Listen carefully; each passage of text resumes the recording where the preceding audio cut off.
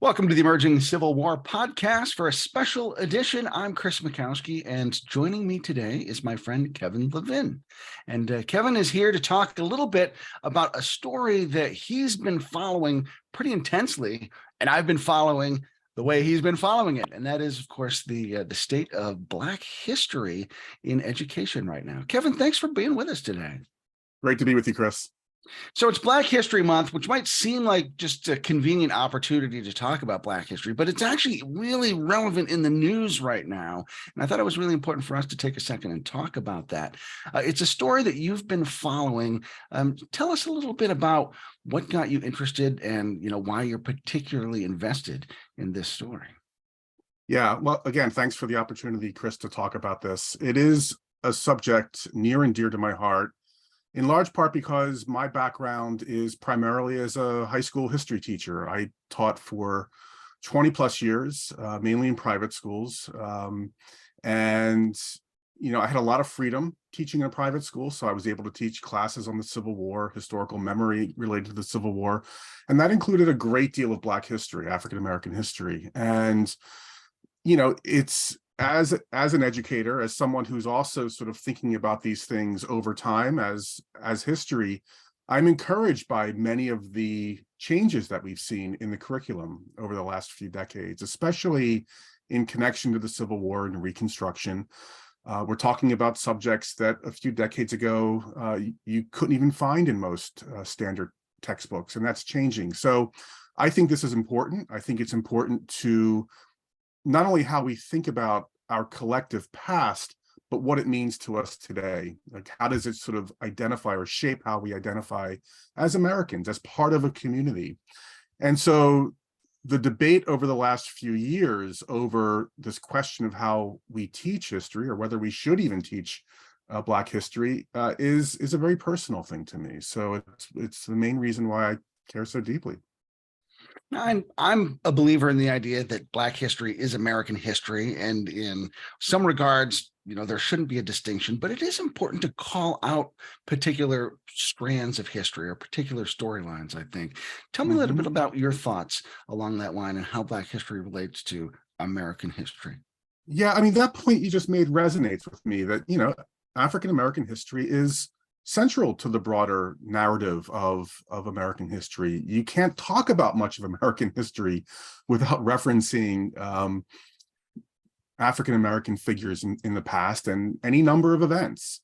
But I think we do need to recognize that for a long period of time, African-American history was either ignored entirely or it was mythologized. And I think those of us in the Civil War community can relate to that. I mean, you can think of the extent to which the United Daughters of the Confederacy in the early part of the 20th century, their control over what kinds of history textbooks would be used in public school classrooms did a great deal in shaping how Americans, mainly white Americans, thought about the Civil War, Reconstruction, the place of African Americans in that story. So it's understandable that African American leaders like Carter G. Woodson, W.E.B. Du Bois were so devoted in the 1920s and moving forward, even before that, to ensuring that Black history become a part of the larger narrative. And so starting out as Black History Week, and then of course evolving into Black History Month,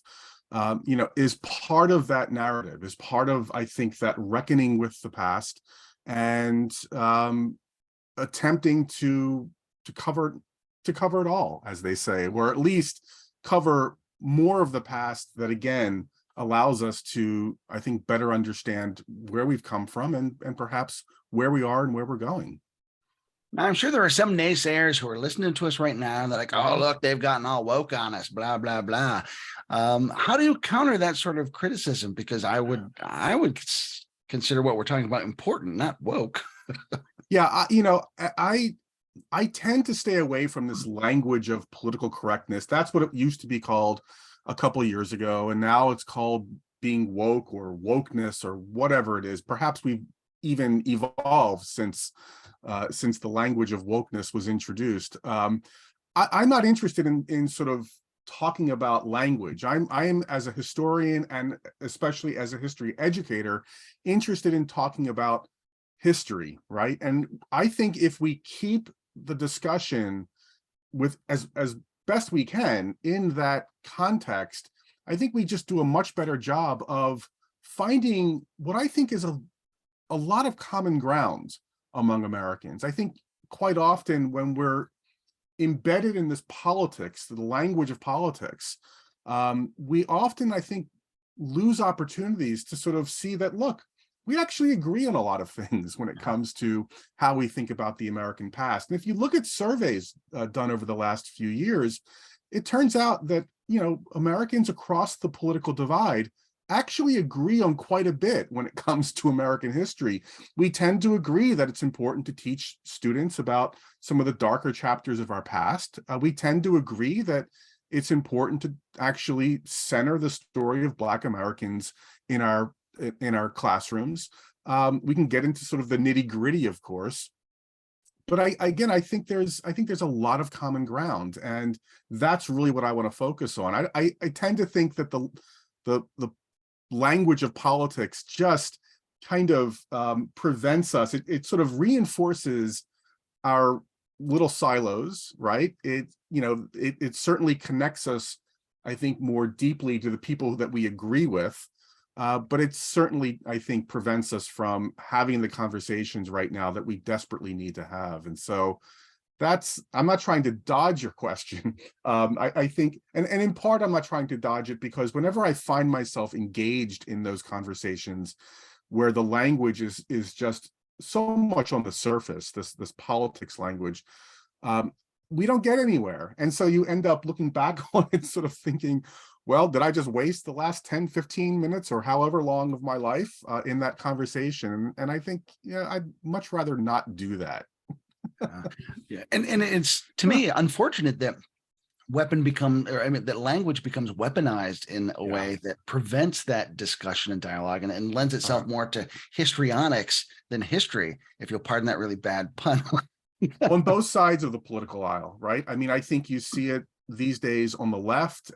You certainly see it on the right, especially when it comes to the passage of these, state laws that are banning things like critical race theory and the 1619 Project, or of course the most recent controversy, with Florida and the AP African American Studies course.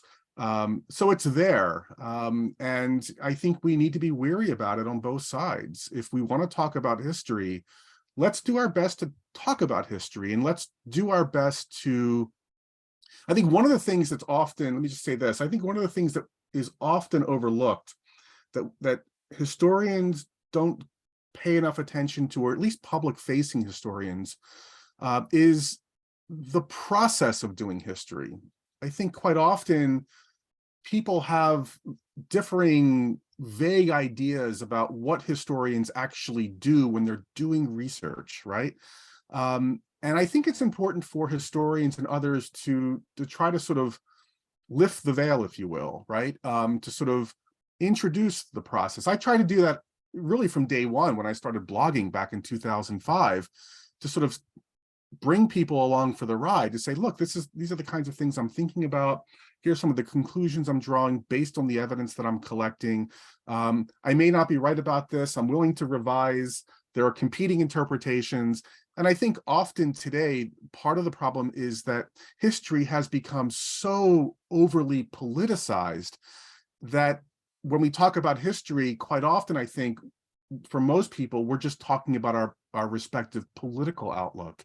And that's not history, of course, as you well know, and as most of, or all of your listeners know as well. History is an analytical process that you go through, that is constantly being revised, reinterpreted, namely the past. And so that's also something I think that is lacking in this current public debate or discussion about history. One of the things that I think has been so successful about your work at Civil War Memory is, you're always inviting people into the story. And so when you talked earlier about the commonalities that we have as opposed to the differences, I think one of your great strengths is you use that notion of curiosity. Hey, I want you to think about this, which is, I think, something common to all of us. Like, here's something for us to think about. Let's think about this. Let's parse this out, which I think has been a really great way to invite people into these sorts of discussions. I appreciate that. And that is something that I've always strived for in my online writing. Look, I'm the first person to admit that over, close to 20 years, I've not always met that goal. I've had my moments where I've lost my temper online or said something that I regret. I think that's part of the nature of online writing, especially if you are engaged, emotionally engaged, emotionally invested. But I've always been, I came to the study of history and certainly the study of the Civil War relatively late, not until my mid-20s. I was actually studying philosophy at the University of Maryland outside of DC, and my advisor lived out in Boonesboro, and I went out there on occasion to dog sit while he went off golfing in different places. And I still remember the first time I visited. I was working on my thesis, and he left me a few things to do in the area. And one of them was visit the Antietam battlefield. And I'd never thought for a moment about visiting a battlefield. What do you do at a battlefield of all things? And I did. And I ended up on a tour with the late Ted Alexander, who became a pretty good friend of mine. And I was hooked from day one. And so, long story short, because I came to the study of it late, the study of the Civil War and history late, and also the study of historical memory, I felt I was playing catch up in some ways. I was always hearing stories from people who were, recalling being taken to Gettysburg when they were 5 or 6, right? Reading Douglas Adolph Freeman when they're 12 or 15, right? Things like that. And so I was always interested in using other people to help me better understand. And especially when you're thinking about memory, historical memory, having a blog and having people leave their comments was, for me, a layer of that memory. It's like, I'm going to talk about a subject. I'm going to give you my point of view.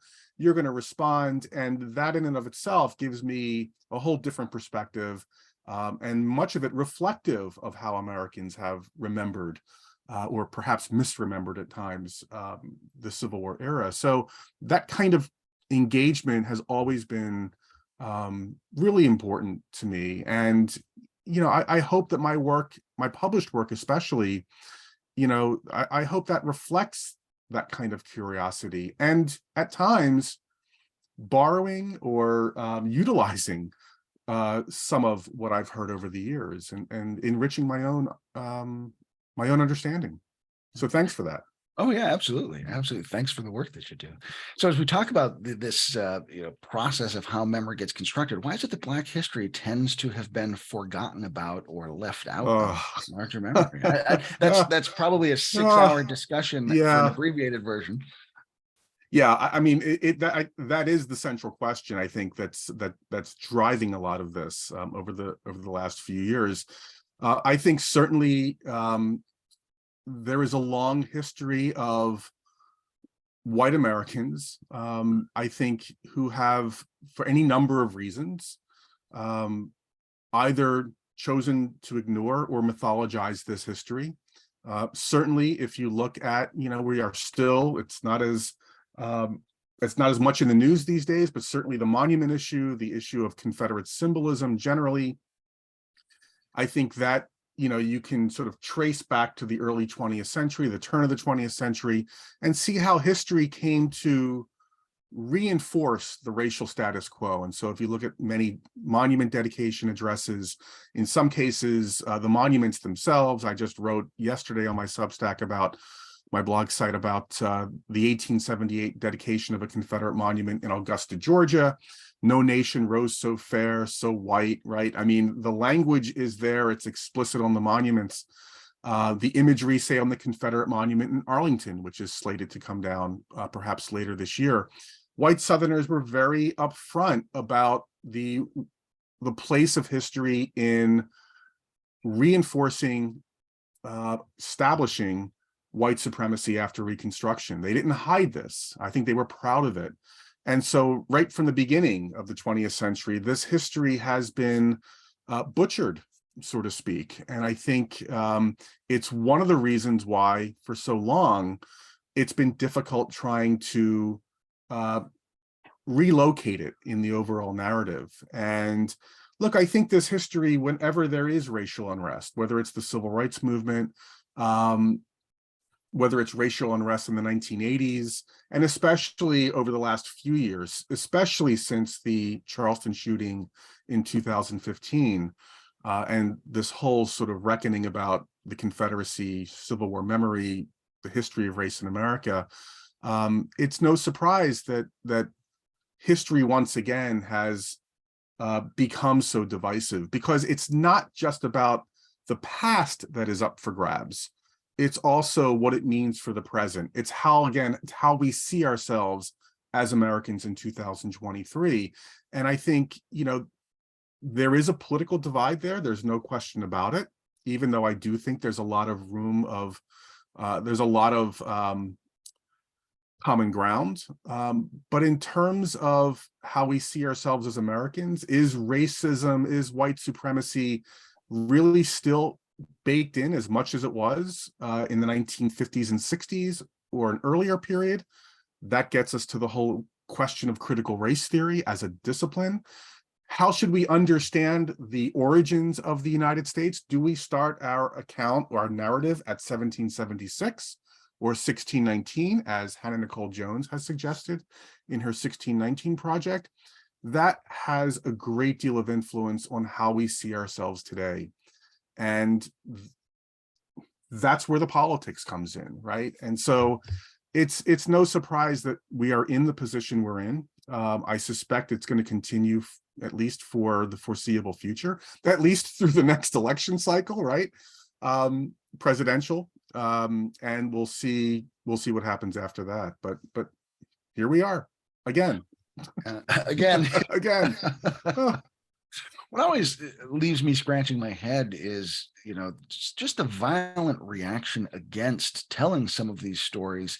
And it doesn't seem to be driven by necessarily a historical philosophy or any sort of moral philosophy. It's just seems to be straight out reactionaryism. And I just don't understand it. Yeah, I agree with you. It is a sort of knee-jerk kind of reactionary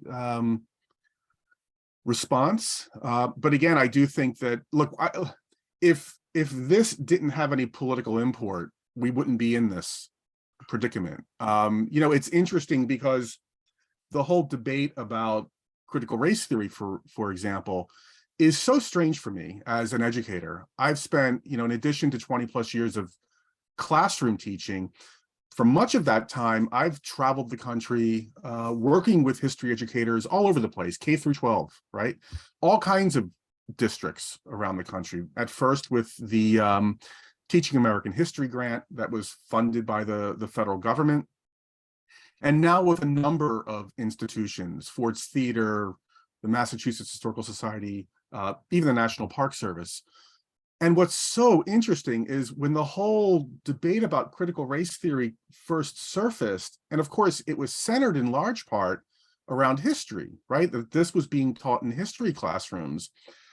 I was just taken aback by that, because I honestly can't remember a single moment over the last 2 decades where anyone that I came in contact with, either someone who was organizing a teacher development workshop or the teachers themselves, had ever mentioned this in the classroom. It was completely, as far as I still can tell, completely fabricated. And I think there's actually evidence to suggest that, in fact, it was.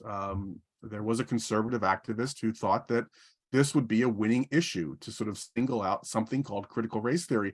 So long story short, I found myself having to research critical race theory because I had no idea what people were talking about. And I still don't consider myself in any way an expert on critical race theory. I'm still trying to figure out what it is, although I have some grasp of sort of the concepts involved. But in terms of the rhetoric and the efforts on the part of, I'm just going to say it, Republicans across the country to pass these laws, divisive concepts laws or being explicit about critical race theory, I was just scratching my head because it just was so foreign to me.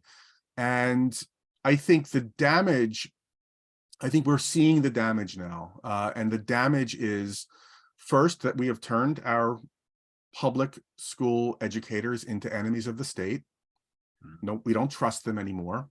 And they now, I think, are fearful of teaching certain subjects. And I think that has accomplished exactly what the people who are sort of responsible for this wanted to accomplish. I think it's to instill fear in teachers, to defund perhaps public schools in certain respects, all for the purposes of rallying political support. I think that's entirely what's happening in Florida right now with the DeSantis administration. I'm willing to be proven wrong, but given the broader environment that we're in, that seems to be what's taking place. Yeah, it's almost as though critical race theory was set up as a straw man that then Totally. audiences could attack to create this conspiracy-like mindset that insidious things are happening in our schools and we're being taught to hate America and it was a construct to create a boogeyman as opposed to any basic in what's going on in anybody's classroom. Yeah, most people that I talk to, if they when they sort of raise the issue of critical race theory, really have never spent any time reading about it, thinking about it. And I don't blame them. It's a relatively narrow field of study. It begins within a legal context. Legal scholars sort of raise this as one way to think about why, after so many decades after the civil rights movement, is there still racial inequality? And what's interesting about that is a lot of people will sort of invest a very personal set of fears about what they think is going on. Again, as you mentioned, they're teaching people to hate America. They're going after certain people, certain iconic Americans. And if you actually get into the theory itself, the whole idea is to remove this discussion from the personal. So if you want to understand racial inequality, within, say, the police force, you don't look at Bull Connor from Birmingham, Alabama, right? You step back and look at the structure of police departments across the country. If you're looking at housing, for example, you're not looking necessarily at one example, one suburb, perhaps. You're looking broadly over the landscape, applying history, looking at it through different lenses and trying to understand the structure itself. But that basic question of, why is there racial inequality? That seems to me to be a very reasonable kind of question to ask. Mm-hmm. And look, I think there is plenty of room in the debate or the discussion that we're having to sort of look at areas where, okay, perhaps this is problematic. We don't want this being taught in our classroom. There are good and bad teachers out there, right? There are plenty of things that we can talk about to improve our public schools and the curriculum in different subjects, including history, of course. But I don't think that's really what we're doing at all. And that, again, mainly from, as a history educator, that's the saddest part of all of this, that we're not in any way actually addressing what's happening on the ground, right? And there are plenty of issues that I think people on the left and the right can come together around and talk about and have a reasonable discussion about. And let's do things better. Yeah, I think it goes back to your earlier comment about how people are kind of weaponizing some of the language, because it's a huge leap to go from, we're going to talk about slavery, to, ooh, white people should hate themselves because of slavery. And yet there are some people who are making that leap, I think, for nefarious purposes. I don't think that I've not, in any conversation I've had with a teacher, had anyone say like, oh, yes, that's what we're doing. That's right. They're waking up every morning and sort of plotting what is it they can do, right? To sort of, shape the minds of their students. I mean, most teachers that I know are just happy if their kids do their homework. right? I mean, and I think, look, there's obviously a lot of inequality, economic inequality, not just racial inequality, but inequality between classes. I mean, one of the things that I hear, quite often when I'm working with teachers is a lot of their students don't even eat breakfast. They don't have money for lunch, right? I mean, things like that. That's where it seems to me, our attention should be. As much as it's focused on issues of curriculum, there are so many other issues surrounding our young adults, kids that deserve our attention. And this kind of political bickering that's a lot about nothing is just a major distraction, in my mind, at least. Yeah. And I think a lot of people forget, the idea of, free public education as something necessary to a democracy. When John Adams wrote that in the Massachusetts state constitution, and he thought it'd get pushback, and it got approved unanimously. And it's something that really goes back to the founders, that education is really important and central to what we're doing. So to see elements push back against that idea of free public education, to me is boggling. I was just real fast. I was just looking. I just found it. I was looking at my bookshelves because I just shelved a book that I recently finished, which I highly recommend, by a scholar out in state of Washington. His name's Johann Neem, Neem, and the book is called Democracy's Schools. And it is one of the fairest, balanced accounts of the origins of public schools that I know of. It's called Democracy's Schools, and it's just a wonderful place to start if you're interested in just that, sort of the origins of the public school system and the purpose for which it was supposed to fill, right? I mean, the whole role of education in creating community, right? National community. And so that's one book I would highly recommend. Yeah, excellent. Now, you had mentioned a minute ago the situation in Florida, and that's kind of what got my attention, because your coverage has been exceptional, and I want to call attention to the great work that you've done covering that. Recap that story for us, and why has it become such a lightning rod? Well, the College Board over the last few years had been developing a new course called AP African American Studies. One of the problems the College Board has faced over the last few years, and this is going back, is attracting African American students to the whole AP experience. And so they hoped this course would at least begin to fill that void. And so it took years for this course to be developed. It was still in pilot stage. It was in the classrooms in a select number of communities, including, I think, a couple in Florida. And at one point, this is going back a few months, the DeSantis administration got a hold of the curriculum, again, in pilot stage, and supposedly expressed some concerns about it. Eventually decided to sort of publicly come out and basically declare that they're just not going to allow this into their classrooms. So what's happened since then is the College Board and the DeSantis administration have gone back and trying to, I guess, how best to put this, for public relations, save face. And so, the AP program, College Board revised the course at one point, and there was a question about whether or not the DeSantis administration influenced the curriculum. There were certain things that were taken out. References to Black Lives Matter, certain African-American thinkers like Kimberly Crenshaw, Ta-Nehisi Coates, concepts like intersectionality, the question about how we think about identity over time. And so these things were removed, and there was a question whether College Board had caved to the DeSantis administration. And so this back and forth between the two continues to this day. There's a pretty good piece in today's New York Times that will bring you up to speed if you're really interested in sort of how we got here, right? And so I'll just point out today is Monday, February 13th as we're recording this. So when we say today's New York Times, very good. For the February 13th edition. Very good. And so it's, the back and forth is just been nauseating, because I should sort of admit here that have never been a big fan of the College Board. I've taught the AP US History class many times, and I won't go into the details as to my own position on this, but I'm not a fan of the College Board.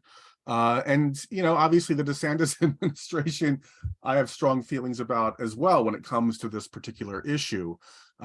So they seem to have been made for one another, but I think the damage has been done. I think it's going to be I think it's pretty clear that this course will not see the classroom in Florida. And I think there's a good chance, given the publicity, that there are many other states across the country that will also resist this class.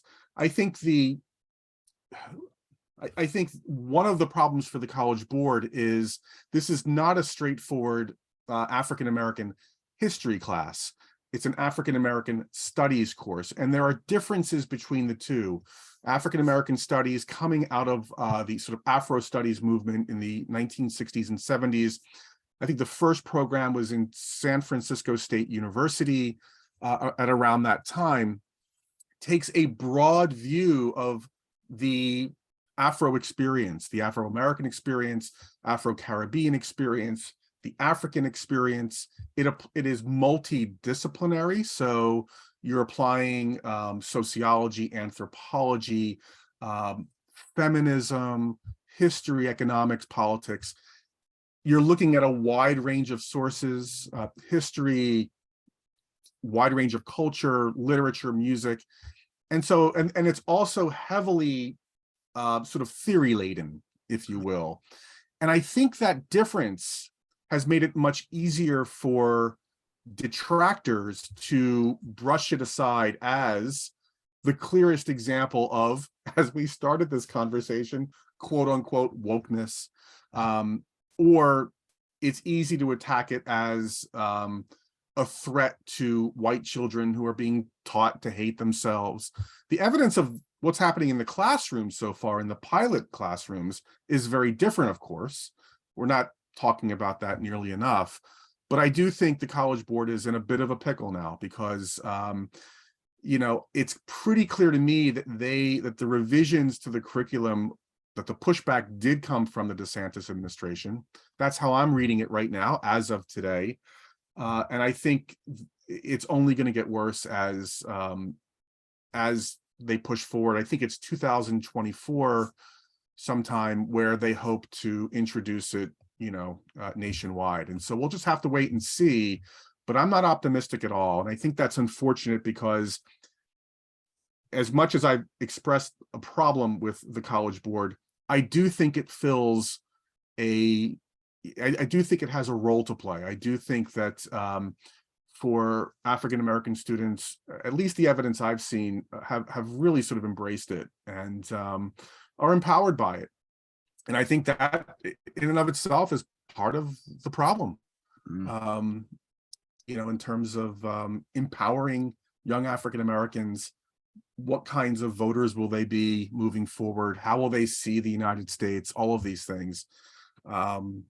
It's easy to turn it into a boogeyman. Yeah. It strikes me as, and this will be an unkind comparison, but literacy laws back in the day, well, we don't want Black people to learn to read because then they're going to educate themselves, and then how's that going to affect the way they vote, if they would ever be allowed to vote? And so just sort of this institutional oppression, because there's this fear of what education might do for them. Yeah, I think that certainly is part of the story. I don't doubt that one bit. Yeah, unfortunately. It reminds me a lot of the UDC saying you can or can't put this in your textbooks, and the control that they had over curricula for so many years because of their economic and political might. Yeah, and I think, I mentioned the UDC earlier, and certainly we can go back to the early 20th century. Mildred Rutherford, of course, her leadership, she really, I think as much as we give them credit when it comes to, their role in the dedication of monuments at this time, their real impact, it's not the monuments at all. I think it pales in comparison to their work controlling the textbooks. And I think, if you want to read more about this, certainly Karen Cox's Dixie's Daughters is a wonderful little book that sort of explores this in depth. But if you really want to see the impact of their work controlling and shaping textbooks, you can look to the civil rights era, because a number of states, especially Virginia, as a way to push back against civil rights, reissued, or I should say rewrote, their fourth grade textbook in the late 1950s. And you can find images of it online, and it is a horrifying sight, because of course it is, talking about late 1950s, 1960s, and the chapter on slavery, you open it up and there is supposedly an enslaved family getting off a boat, dressed to the nines, and shaking the hands of their supposed master.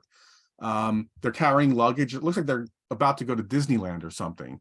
And this is sort of the opening image of what kids are learning about in terms of what slavery was like. And that's just the beginning. So this deeply embedded lost cause narrative is right there, kids are learning this at the fourth grade level. And the message is clear, right? I mean, and this is going back to the early 20th century. If African Americans were content with slavery, if slavery was as benign as they say it was, if race relations were as peaceful as they say it was, then African Americans will still be content being second-class citizens. So civil rights is simply, right, as they would have argued, instigators from outside, communist propaganda, and race agitators, right? I've just finished a wonderful book about the Dixiecrat movement in the late 1940s. And that rhetoric is all over their fear of what Truman will do if he gets elected, and what legislation he will put in place. And so there's a long history of this. And those textbooks that are rewritten in places like Virginia in the 1950s and 60s were still being used in some counties in Virginia, poorer counties, into the 1980s. And so when you think about, sort of the history of history education, you don't have to go that far back to sort of see this propaganda, this mythology, still playing a role in shaping the lives of young people in terms of how they see the past and how that past informs the present. And obviously we're talking about a lived generation. They're still around. They're the ones who are running things, you might say, in certain respects. And so, I think you can draw that kind of comparison. I think that comparison is relevant. And man, wouldn't it have been nice if we had expressed the same concern about how Black history was being taught or not taught at all throughout much of the 20th century, as some people are expressing today in 2023. I think we would be in a very, very different place. That's a marvelous question. And, and what I find the saddest about it is that people seem so afraid of Black studies or Black history. But as you and I both know, it's like full of great stories. I mean, that's why I love history in the first place. It's like all these great stories, and people deprive themselves of learning and being educated and informed and entertained by these great, fantastic stories about the American experience. And, I couldn't agree more. In fact, I just returned from a 5-day trip to Alabama. I led a small group on a civil rights history tour through Alabama. We were based in Montgomery, went to Selma, to Tuskegee, Birmingham. And, once in a while, I'll get a comment like something along the lines of, so you enjoy demonizing, so the whole purpose of your trip is to demonize white Southerners, right? And American history. And, I'm just so struck by that comment or that assumption, because most of the time what we're doing is actually looking at and meeting some of the African Americans who actually took part in the civil rights movement. I mean, on this last trip, I met Bernard Lafayette, who was one of the original Freedom Riders, and sort of advocates of nonviolence. I met a young woman, well, not young anymore, but the fourth girl who escaped from the Birmingham bombing in 1963 and went on to do incredible things. These are Americans. These are people who are central to the very narrative that I think we all want to embrace, which is this sort of passion for freedom, the willingness to sacrifice and fight for freedom and civil rights. That's in fact what we were doing the entire time, white and black.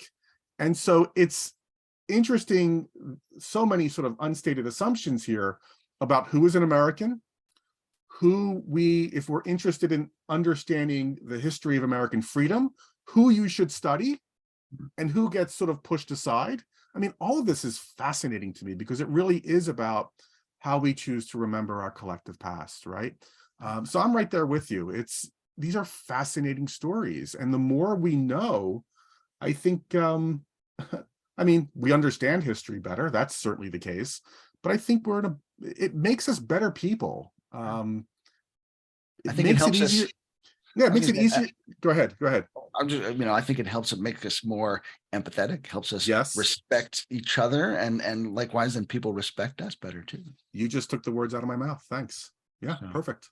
It's interesting, as you tell that story, because I teach a class in the civil rights movement in the media, and I'm some white guy who, wasn't there. Do I have ownership of these stories? Yeah. Yes and no. But, like here we are, we're two white guys talking about the civil rights movement. But I think that underscores the notion that Black history is American history and American history is Black history. And if we don't take some ownership of those stories so that we can better understand ourselves and the American experience, we're all poorer for it. Oh, I completely agree. And I have to admit also, I appreciate that you started your point with the whole question about sort of ownership of these stories. I struggle with the same things. And, when you walk into a city like Selma, Alabama, and you see the extent of the poverty, not to mention, of course, the recent tornado that sort of, went through it, it's impossible not to think about these questions about ownership and who should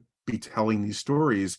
But I really think it's important, especially right now, for white Americans to sort of embrace this narrative and better understand it, right? Again, because as you rightly point out, I mean, it is American history, right? And these distinctions from a certain perspective, I think, fall away, right? If we really want to understand the totality of the American experience. And that's certainly what I'm trying to figure out. And I don't claim to, I'm sure you feel the same way, don't claim to have any mastery over it.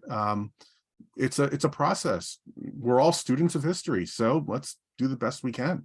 Yeah, and to me, it's the process itself that is so enlivening. That's what makes it worth getting up every day, because there's something else to learn and do. Yeah, and you know what? I'll just say this: that a lot of people, I mean, one of the criticisms right now that you'll hear when it comes to all of these sort of these topics, CRT, 1619 project, whatever, is that. And in fact, some state legislatures have banned this, making people feel uncomfortable, right? That history shouldn't do that. Man, I mean, if you don't feel a little bit uncomfortable, a little bit unsettled, then you're not doing something right. You're doing it wrong, right? I'll just put it that way. Kevin, I have really enjoyed our conversation today. Thank you so much for taking some time to chat with us. My pleasure. Anytime, Chris. Thanks. So, and let me just remind folks, you can find Kevin Levin's work at Civil War Memory. He's on Substack. He's got a great archive from his days as a blogger. And I really encourage you to follow his work. One of the keen, insightful minds in Civil War public history today. Kevin, thanks so much. Thanks again, Chris. I'm Chris Mackowski. Thanks for being with us here on the Emerging Civil War podcast. We'll see you online and on the battlefields.